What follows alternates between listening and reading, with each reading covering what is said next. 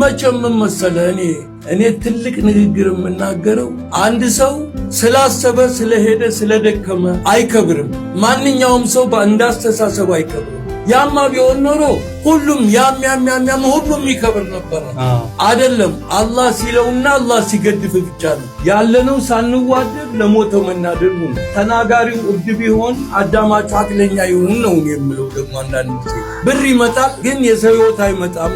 አላህ አላለው። በቃ አንተ አንድ ሰው ጀግንነቱ በንዴት ጊዜ ራሱን የሚቆጣጠር ነው።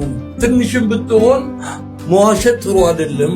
በአላህና በመጨረሻ ቀን ያመነ ወይ ጥሩ ተናገር ወይም ዝም በል ነው። ስራ ህይወት ካልሆነ ኑሮ በቁም ሞት ነው። አላህን ይዘህ ስራን ስራ ኑር።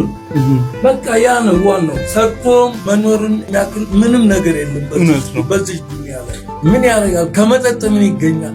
ከመገንባት ጥሩ ንግግር ሰደቃ ነው። የኔ ጭንቅላትን የነገር ፕሮፌሰር ያለው በስራ እዚህ ለመድረስ የምታመሰግነው ሰው አለ? አንደኛ እኔ ስራ በመስራቴ አላህን ይዤ አላህን አመሰግነዋለሁ። በቃ እዚህ ያደረሰኝ እሱ ነው። አላህ አመስግኑኝ እንዳለ ያው አመሰግነዋለሁ። አልሐምዱሊላህ ወሽክሩ ሊላህ አላህ